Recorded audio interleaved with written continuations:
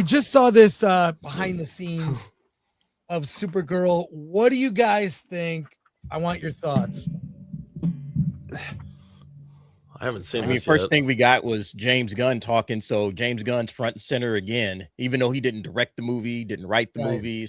But it's James Gunn all day, every day. And yeah, and the movie looks like a James Gunn movie. So yeah, it's James Gunn is the face of the DCU.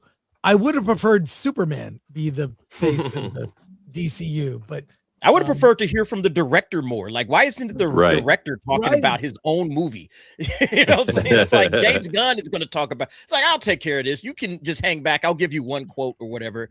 It's like, come on, man. Let this guy, but it is what it is.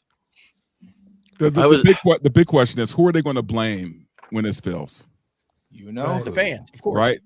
Who's going to get the blame here? Now, the thing about it for me, man, is I really like Millie Cook. I do. Like I have no problems with her. I think seems like a nice girl. I know she said that kind of dumb shit on Variety or whatever interview she was in, but I think they're all trained to have to say that kind of shit. But overall I like Millie Cook a lot. Look, this might even be a hot take.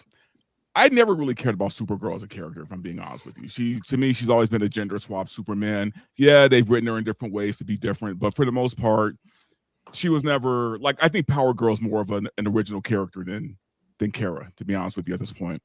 But with that said, man, I still went into this with and I'm still going into it with open eyes. I'm open mind. I'm gonna let it be what it is. The problem is, I already know what it's going to be. It's going to be the Lobo show for the 5 minutes he's in it, and then it's going to be meh for the rest of the film. That would be preferable. Meh at best, right? It's going to be meh at best. So I've been actually reading what it started on, and you're not wrong, Dante, because it's her and Ruth as a fucking road trip movie, finding two girls finding each other. Look, I'm trying to be a little more positive than I usually am. This movie will do okay opening weekend. Okay, barely okay. After that, it's done. Yeah, it's surrounded by Toy Story 5 comes out the week before, and Minions comes out the week after. So Supergirl is sandwiched in between two movies that are going to make a ton of money. It's going to get a lot of box office. It's just going to get forgotten. I think people are going to watch it the opening weekend, like Dante said, and then after that, it's over. Because what do they say? 8 test screenings. That it really I've never heard of a movie getting test screened that much. Chris said it's only 2. Only 2? Only 2 that someone I know who goes to screenings can confirm. I'm sure they've done more. Mm-hmm. And look, some of the best movies have been recut in the edit room. I think the trailer isn't misrepresenting this movie. Have you seen the poll they did? No, Comics Explained it. Yeah, that's bad. Just share my screen real quick, because my friend was telling me most political polls are 1,000 people. This is 32,000 people that voted for this. That's a good chunk. We'll bring it up there. Yeah, I can't bring it on. Go ahead, Mimosas Alan. Yeah, they're. Here we go. Comics Explain. How excited are you for Supergirl? 40% of the people said that they'll watch it when it hits streaming. Wow. 26% opening weekend, but then 24% saying not interested at all, and 11% saying they'll see it opening day. And these are comic book fans. These are guys that would go and watch this movie. Comics Explained is very nice, and he's not hated the way we are, so it's not like he got a bunch of biased, Restore the Snyderverse people. And you can't have a lack. It really feels like it's direct to streaming too. I feel like this isn't something. There's no need for any of us to see this in theaters. I mean, the effects value, it looks on par for any CGI heavy Netflix special. So, no thanks. Well, you can't follow up a lackluster Superman either, and then expect a Supergirl to do better than that did. I want to see more Superman. Why would I want to see his fucking cousin that I didn't like to begin with as Dante? Well, let's look at this 90-second clip from the end of The Fall Guy with Jason Momoa in this. I mean, this is what Supergirl looked like. This is a fake movie as part of The Fall Guy. From visionary director Jody Moreno. and Universal Pictures comes a cosmic love story of And that epic filter. proportion. Starring MTV Best Kiss Award nominee Jason Momoa. It's high noon at the edge of the universe. I know these creatures. I fought them. I've loved them. I'm not gonna lie to you. We are facing a powerful enemy. But what our enemy does not know is that inside each and every one of you is a goddamn fire! Yeah!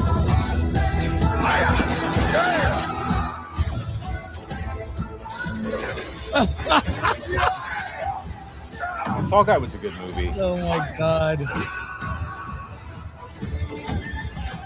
I would have rather seen this movie. Yeah. I mean, it's ridiculous. Justice is on the horizon. Metal Storm. It's Comic-Con! There we go! That was a great ending. Honestly, I'm just worried about Lobo now. Seeing the way he's playing it. Finally got that happy Yeah. Oh my Touche. god. Fucking Lobo doesn't say that. Right. Touche. Right. Did you guys ever see The Fall Guy? It was actually really Yeah, good. this was a great good movie. I like the Fall Guy. Yeah, Yeah, it wasn't I thought bad. Really good. It underperformed, but it was a really good movie. Real Yeah, it's love good. letter to like physical stunts. Yeah. Stunt Yeah. people. The unknown stuntman. Yeah. Yeah.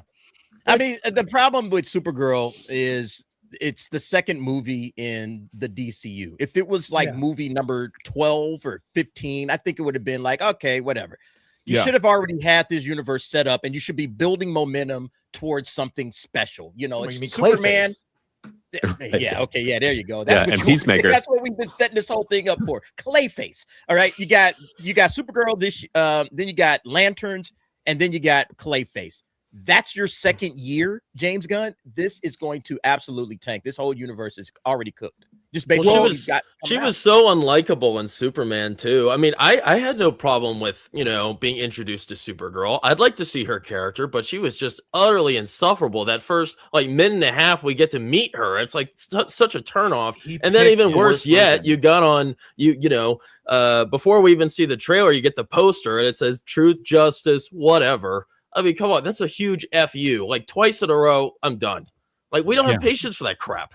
You Yeah, could have but- picked but any how version dare of you? Supergirl. Yeah. How Yeah, dare go you not like a superhero movie about a heroine trying to find herself?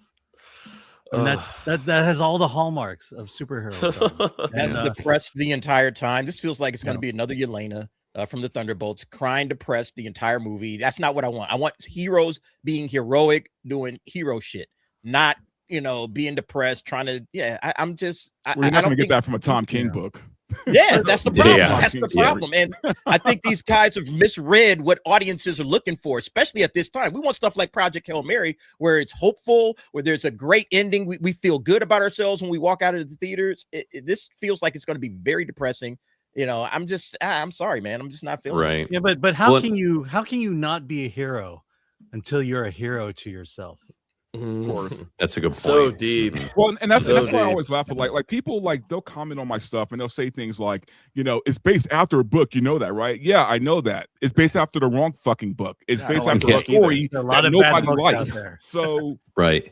yes, I know it's based after a book. It doesn't mean anything.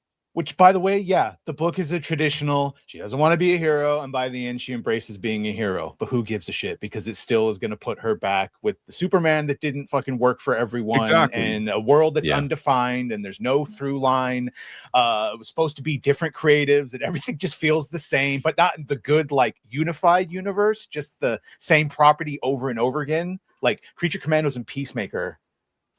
Very, very it also similar. it highlights Yeah. James Gunn's weaknesses, right? Like the problem with all of this for me is that James Gunn is relying on his worst tendencies, like he and worst and best at the same time, right? He's great at taking obscure characters and making them a household name. That's cool, right? He did that with Guardians, and that works for heroes that are lesser known for the most part. This whole DC venture has been off, man. It's you don't jump from Superman to Peacemaker to Supergirl to Clayface. That is the wrong path, dude. Like what are we doing here? Yeah. Right? Look, I know people are tired of Batman. I've been hearing people say that quite a bit lately. I get it, right? But why not a Wonder Woman story instead of Supergirl, right? Why not bring writing it? Why not bring all these other heroes that we know that can establish at least the basis for the DCU? Yeah. And like DA said, bring Supergirl in on your 13th movie, right? Yeah. Like that's fine. Yeah. Let's remember, there's a lot of Wonder Woman stories, especially stories about her pain and her trauma. The problem is that when we do get one, let's pretend that he's not out after Superman because his contract is supposed to end the month before Man of Tomorrow comes out. Let's say he stays. Anna Nogueira, who wrote Supergirl, is writing Wonder Woman. So do you want to guess what she's gonna base her Wonder Woman on and what that's gonna look and sound like? Yeah. And then don't worry, we'll get Teen Titans. But you know who's writing that?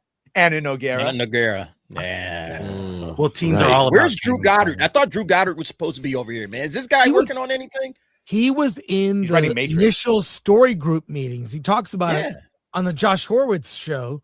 And he just said to all of James's ideas, said, those are great. You should do all of those. He didn't really say anything specific. I wonder how well James Gunn could pull off a Teen Titans film. Like that seems like he may have a chance. No, I don't want to. Right. No hope. But yeah, I used to defend him for so long, and then I just kind of stopped. After season 2 of Peacemaker, I was like, I'm done. Before Superman, no more. Dante used to piss me off because, no offense, but you'd be like, I trust in James Gunn. We're not saying that anymore, are we? No, I mean no, because he's proved me wrong. Yeah, I was right. With you, Like if he'd have proved me right, great, but he proved me wrong. But that's what happens, right? Someone's went, wait, why aren't you doing the Trinity? The Trinity is the foundation of DC. You need Batman, Superman, Wonder Woman, just how it is. And then he went, no, I'm going to do this and this and that. And then people, instead of like, no, you really should do this, they went, I trust in James Gunn.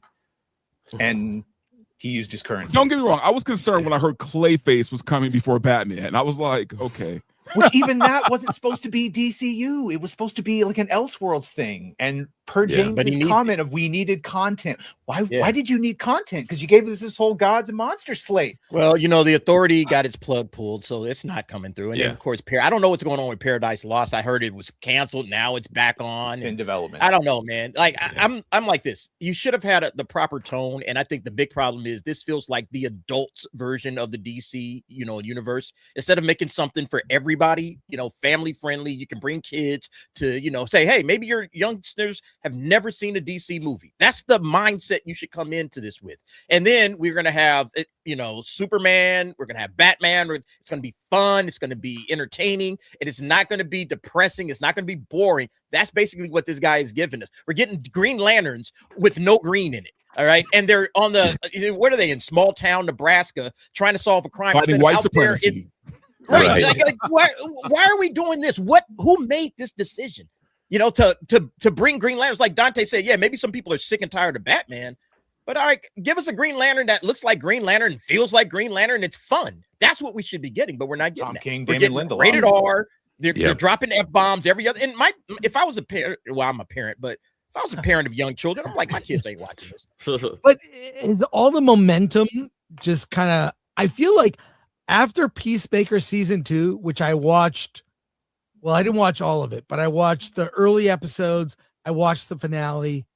I was out. I just I don't care. Yep. This is what this is what it told us everything we wanted to know. We thought, okay, it's fine. We're going to get a new universe. I'm salty that we're not going to get more Ben Affleck or Henry Cavill versions of those characters, but fine. He'll erase everything. He'll start over. And then he kept all of his fucking characters.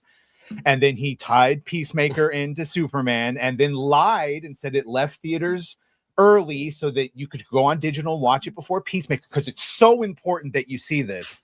And then, of course, Ted Sarandos under oath admitted it's like, no, it just underperformed. We pulled it early because it wasn't making money. Brawler, you were going to say something. Gosh. Well, I don't remember exactly what I was going to say, but I'll say this. With Superman, I was real excited. I've never been a huge DC fan. I've always admired it, but when James Gunn was coming into the picture as, helming the DC, like you, Dante, I was excited. I thought, this could really be a change in pace. And I wanted to start with something fresh because, I grew up watching, a really screwed up timeline with Snyder, but I enjoyed, a few of those movies. And with what he did with Superman, I was really excited because, I crave that, the heroic main character that, rises above, all the obstacles that they come against. Right. And I was really getting good feelings from Gore and Sweat. And, those trailers, they really sold us a lie. The lie was that, we were going to get a heartfelt story of, a moral tale with American values, with an upstanding character of good virtue. And, just seeing his poor character cucked over and over again and, led around by 5 different women left and right and getting pissed on, shit on, and humiliated left and right. And it was just utterly disappointing to me. So it's, I have no interest in really any more DCU, and I didn't watch Peacemaker. I won't ever watch Peacemaker after hearing what y'all have been saying about it. But I don't. Yeah, I just it's real disappointing because I thought he had some good momentum and virtue going for him. Sad thing is, I like Peacemaker for like the Chris Smith story and that whole thing, and that got butchered so he could shove it into the DCU. And it's also not appropriate to make it your second one after Superman. But also, Badger says something really important too, like that. If he would have just scrapped everything and started from the beginning, like that would be one thing, right? But this mishmash of, bringing in some of Zack Snyder's characters and his own characters, like, what was that? This wasn't a reboot, or it's not the reboot that we were promised. So that's he just wanted to keep his. In fact, in the first episode of Peacemaker season 2, he had an opportunity to wipe everything clean, and he went with this ridiculous story instead. Yeah.